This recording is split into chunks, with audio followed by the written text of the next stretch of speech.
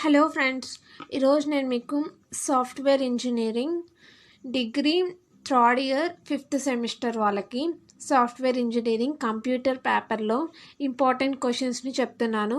So important questions వరకు మీరు prepare అయినా కానీ మీకు మంచి స్కోర్ వస్తుంది. అలానే నేను ఈ వీడియోలో మీరు ఎలా చదువుకుంటే మంచి మార్క్స్ గెయిన్ అవుతారు, అలానే ఎలా మీరు పాస్ అవుతారు అన్న విషయాలు మొత్తం నేను ఇవాళ టిప్స్తో సహా చెప్తాను. సో ఈ వీడియోని అయితే మిస్ అవ్వకుండా చూడండి, ఓకేనా? Let's go to topic. అసలు మొత్తం మనకి ఈ software engineering 75 marks paper friends. ఈ 75 మార్క్స్ని మనకి 5 యూనిట్స్గా డివైడ్ చేశాడు, ఓకేనా? సో ఈ 5 యూనిట్స్ నుంచి మొత్తం మనకి 8 క్వశ్చన్స్ వస్తాయి. దీంట్లో మీరు 5 క్వశ్చన్స్ అయితే అటెంప్ట్ చేయాలి. 3 క్వశ్చన్స్ అనేది మీకు చాయిస్, ఓకేనా? ఇదేంటంటే ANU ఆచార్య నాగార్జున యూనివర్సిటీ వాళ్ళ ప్యాటర్న్.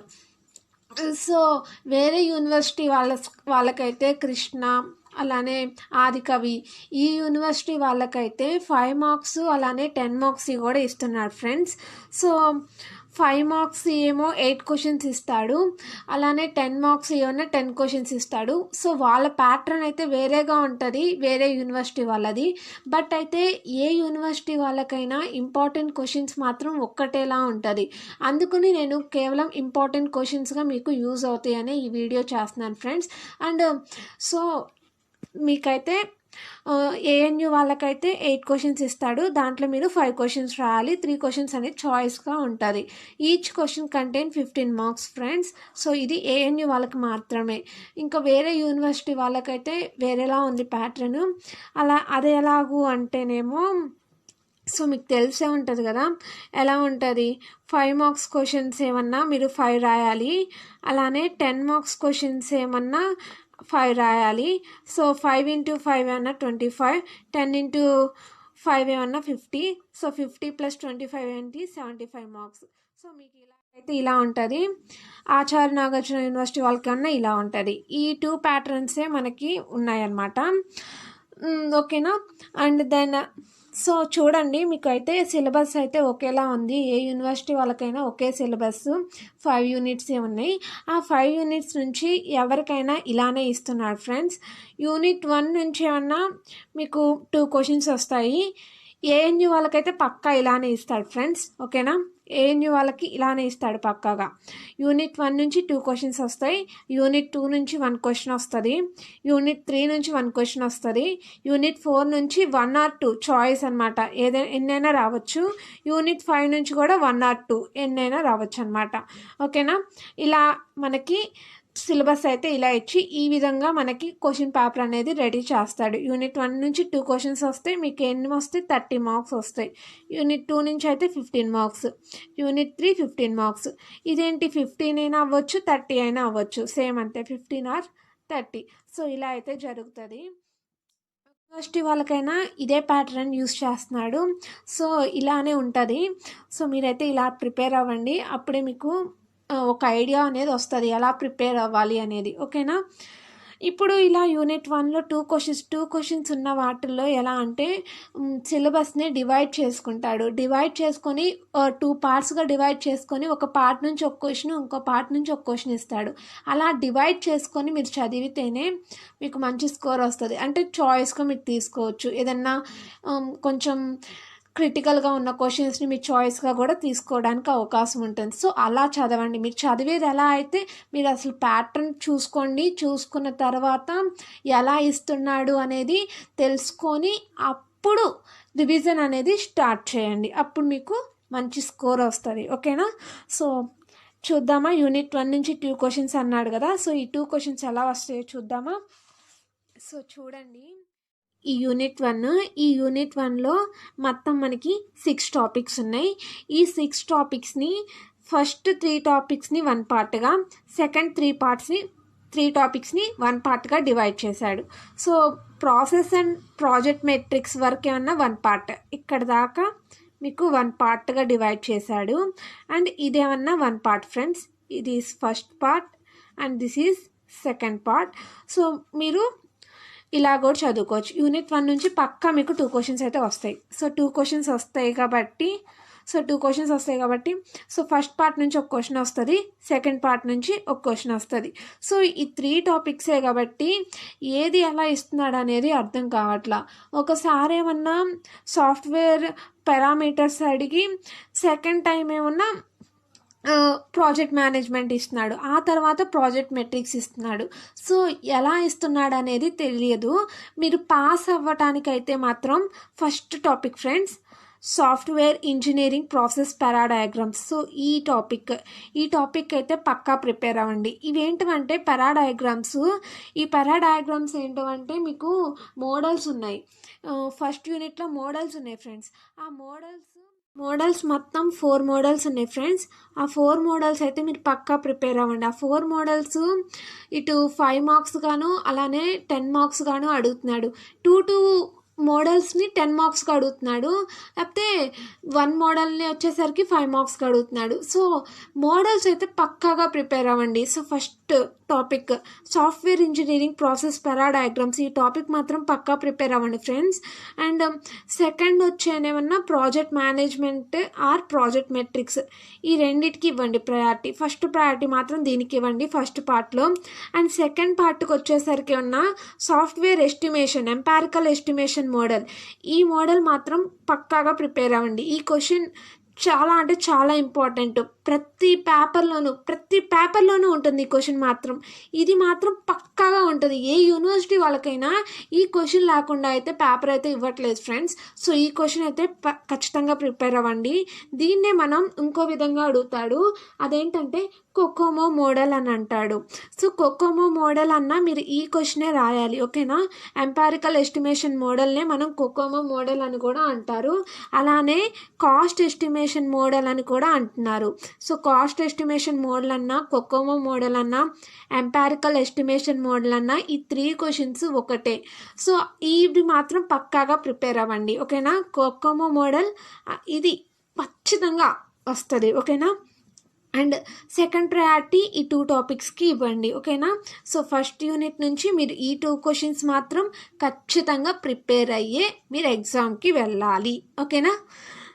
అండ్ సెకండ్ ప్రయారిటీ అయితే మీరు ఈ 4 టాపిక్స్కి ఇవ్వండి. ఈ 4 టాపిక్స్లో కూడా ఫస్ట్ ప్రయారిటీ రిస్క్ అనాలిసిస్కి అండ్ మెట్రిక్స్కి ఇవ్వండి, ఓకేనా. సో ఈ 2 క్వశ్చన్స్ అయిపోయిన వెంటనే ఈ 2 క్వశ్చన్స్ స్టార్ట్ చేస్తే మీకు బెనిఫిట్ ఉంటుంది, ఓకేనా. అండ్ ఇదేంటంటే ఫస్ట్ యూనిట్ నుంచి. అండ్ సెకండ్ యూనిట్ నుంచి మనకి యూనిట్ 1 నుంచి అయితే ఒక క్వశ్చనే వస్తుంది. సో యూనిట్ 1 నుంచి ఒక క్వశ్చన్ ఇస్తాడు కాబట్టి సో ఈ ఒక క్వశ్చన్ మీరు ఎలా ప్రిపేర్ అవ్వాలంటే సో ఎలా అయినా ఇవ్వచ్చు, ఎలా అయినా ఇస్తున్నాడు కాబట్టి మొత్తం మనకి యూనిట్ 2 నుంచి 6 టాపిక్స్ ఉన్నాయి ఫ్రెండ్స్. ఈ 6 టాపిక్స్లో first priority requirement engineering process, ఈ క్వశ్చన్కి ఇవ్వండి. ఫస్ట్ ప్రయారిటీ ఈ క్వశ్చన్కి ఇవ్వండి. ఇదే ఎక్కువ సార్లు ఇచ్చాడు, అన్ని యూనివర్సిటీస్లోనూ ఇదే క్వశ్చన్ ఎక్కువ సార్లు ఇచ్చాడు. అండ్ ఈ క్వశ్చన్ కనుక మీరు ప్రిపేర్ అయితే ఫీజిబిలిటీ స్టడీ చదివినట్టే. ఎందుకంటే రిక్వైర్మెంట్ ఇంజనీరింగ్ ప్రాసెస్లో ఒక ఫీజిబిలిటీ స్టడీ కూడా మీకు వస్తుంది. సో అందుకని ఈ ఫీజిబిలిటీ స్టడీ అనేది మీరు రిక్వైర్మెంట్ ఇంజనీరింగ్ ప్రాసెస్ టాపిక్ చదివితే ఇది కవర్ అయిపోతుంది, ఓకేనా. So first requirement engineering process చదవండి. అండ్ ఎక్కువగా ఇంకా ఏ క్వశ్చన్ ఇస్తున్నాడంటే analysis concept and principles. So ఈ క్వశ్చన్ని ఇస్తున్నాడు, ఓకేనా. సో మీరు ఈ 2 క్వశ్చన్స్ కనుక ప్రిపేర్ అయితే సరిపోతుంది. సో ఆల్ టాపిక్స్ కవర్ అయిపోతాయి. ఇక్కడ ప్రాబ్లం రిక్వైర్మెంట్స్ కూడా మీకు రిక్వైర్మెంట్ ఇంజనీరింగ్ ప్రాసెస్లో కవర్ అవుతుంది. రిక్వైర్మెంట్ అనాలిసిస్ ఏమన్నా, requirement analysis process and analysis model ఏమన్నా మీరు ఈ టాపిక్లో కవర్ అయిపోతుంది. ఏంటది? అనాలిసిస్ కాన్సెప్ట్ అండ్ ప్రిన్సిపల్స్లో ఈ 2 టాపిక్స్ చదివితే సరిపోతుంది. మొత్తం యూనిట్ 2 మొత్తం కవర్ చేసినట్టే. అలానే మీకు టిప్ ఏంటంటే మీరు ఎగ్జామ్ రాసేటప్పుడు క్వశ్చన్ ఏదైనా నంబర్ రాసేసేసి మీకు అక్కడ రిక్వైర్మెంట్ అని ఇచ్చాడు అని కనిపించిందంటే చాలు, ఏదో ఒకటి రిక్వైర్మెంట్ మీద మీరు ఏదో ఒకటి రాసేయండి. సాఫ్ట్వేర్ ఇంజనీరింగ్లో ఇదే బెనిఫిట్ అనమాట. సో మీకు క్వశ్చన్ ఎలా ఇచ్చినా ఆ క్వశ్చన్లో ఏదో ఒక వర్డ్ మీకు తెలిసే ఉంటుంది కదా. ఫర్ సపోజ్ చూడండి, రిక్వైర్మెంట్ ఇంజనీరింగ్ ప్రాసెస్ క్వశ్చనే ఉందనుకోండి. సో మీరు ఎలా రాస్తారంటే రిక్వైర్మెంట్ అంటే ఏంటో రాయండి. అలానే ఇంజనీరింగ్ ప్రాసెస్ ఏదో చదివే ఉంటారు కదా, మీరు రిక్వైర్మెంట్స్ కోసం ఏదో ఒకటి చదివి ఉంటారు కాబట్టి దాన్ని రాసేయండి. అప్పుడు ఆ క్వశ్చన్, ఎందుకంటే ఈ సాఫ్ట్వేర్ ఇంజనీరింగ్లో టాపిక్స్ అన్నీ ఒకేలా ఉంటాయి, రిలేటెడ్గా ఉంటుంది, ఒక టాపిక్కి రిలేషన్ ఉంది. సో అందుకని మీరు ఎలా రాసినా మార్క్స్ అనేది పడతాయి ఫ్రెండ్స్, ఓకేనా. సో మీరైతే ఈ 2 క్వశ్చన్స్ యూనిట్ 2 నుంచి ఈ 2 క్వశ్చన్స్ సరిపోతుంది. సో ఇంకా వేరే క్వశ్చన్స్ ఇచ్చినా ఇది అనాలిసిస్ అనే టాపిక్ వస్తే మీరు analysis concept and principle question రాసినా సరిపోతుంది. అలానే రిక్వైర్మెంట్ అని కనిపిస్తే సో దీంట్లో మీరు ఈ రిక్వైర్మెంట్ ఇంజనీరింగ్ ప్రాసెస్ రాసినా సరిపోతుంది. సో ఇదేనమాట సాఫ్ట్వేర్ ఇంజనీరింగ్లో బెస్ట్ బెనిఫిట్ ఇదే. ఒక టాపిక్ వస్తే మరో టాపిక్ ఈజీ అండ్ మీకు ఎగ్జామ్లో కూడా మంచి స్కోర్ వస్తుంది, ఓకేనా. ఇది యూనిట్ 2 ఫ్రెండ్స్. అండ్ యూనిట్ 3 చూడండి. యూనిట్ 3 నుంచి ఒక క్వశ్చన్ వస్తుంది ఫ్రెండ్స్. ఆ ఒక్క క్వశ్చన్ ఎలా ఇస్తున్నాడంటే ఓన్లీ 3 టాపిక్స్ మీదే ఇస్తున్నాడు ఇప్పటి వరకు అయితే. అవేంటంటే కొహిషన్ అండ్ కప్లింగ్, ఇది ఒక క్వశ్చన్. అలానే software architecture, okay, software architecture question.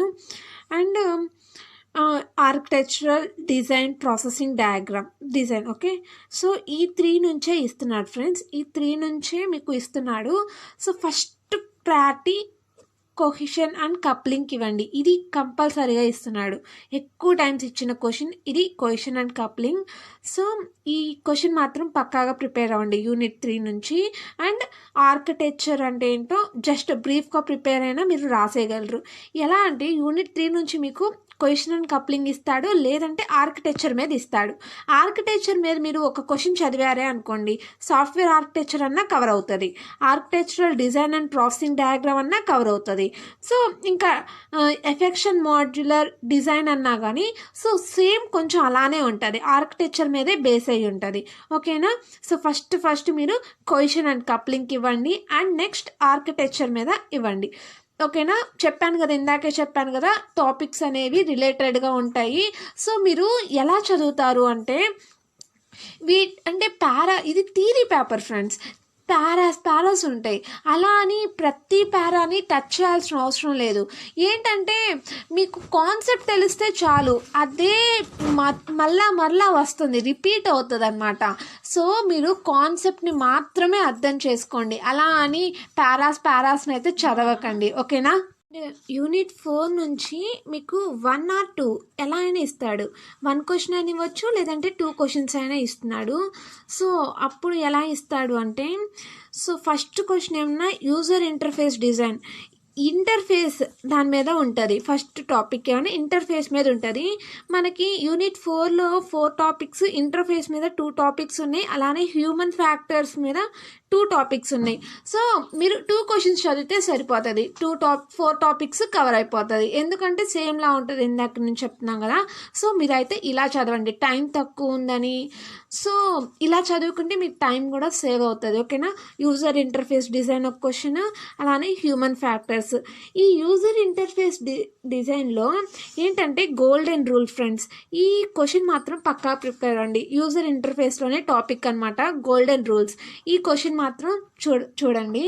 And ఇది థియరిటికల్ పార్ట్ కాబట్టి మీరు ఏది రాసినా సైడ్ హెడ్డింగ్స్ మాత్రం పక్కా చూసుకోండి, సైడ్ హెడ్డింగ్స్ మీదే మీ కాన్సెప్ట్ ఉంటుంది. ఈ యూనిట్ 4లో అదేనమాట బెనిఫిట్, మీకు అన్ని సైడ్ హెడ్డింగ్సే ఉంటాయి. ఈ సైడ్ హెడ్డింగ్స్ని మీరు చూసుకున్నారనుకోండి, ఆ సైడ్ హెడ్డింగ్లోనే టాపిక్ మొత్తం ఉంటుంది, కాన్సెప్ట్ మొత్తం ఉంటుంది. సో ఆ సైడ్ హెడ్డింగ్ని మర్చిపోకుండా గుర్తుపెట్టుకోండి. అలానే దానికోసం అది మీకు ఏది తెలిస్తే అది రాసేయండి, అంతేగాని ఉన్నది ఉన్నట్టే రాయాలని లేదు, ఓకేనా. సో కాన్సెప్ట్ని అర్థం చేసుకోండి అండ్ సైడ్ హెడ్డింగ్స్ చదువుకోండి. ఆ సైడ్ హెడ్డింగ్లో మీకు ఏదైతే అర్థమైందో అది వరకే రాయండి, మీకు మంచి స్కోర్ వస్తుంది, ఓకేనా. సో ఇది సాఫ్ట్వేర్ ఇంజనీరింగ్, ఇది చాలా బెనిఫిట్, చాలా ఈజీ ఇది. ఎందుకంటే మీకు సైడ్ హెడ్డింగ్స్ అలానే టాపిక్ అర్థమైంది అనుకోండి, మీరే అసలు పేపర్లు నింపేస్తారు మీరే, అంత ఈజీగా ఉంటుంది అనమాట, ఓకేనా.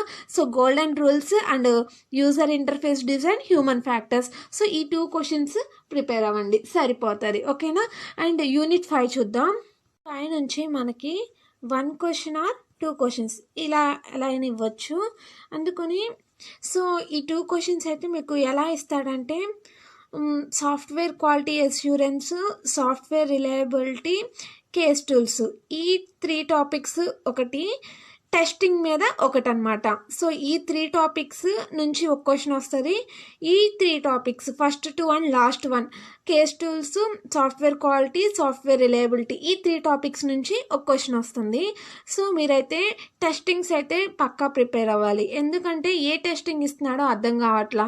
అలానే ఈ టెస్టింగ్స్ కూడా చాలా ఈజీగా ఉంటాయి, మీకు సైడ్ హెడ్డింగ్స్ వస్తే మాత్రం సరిపోతుంది.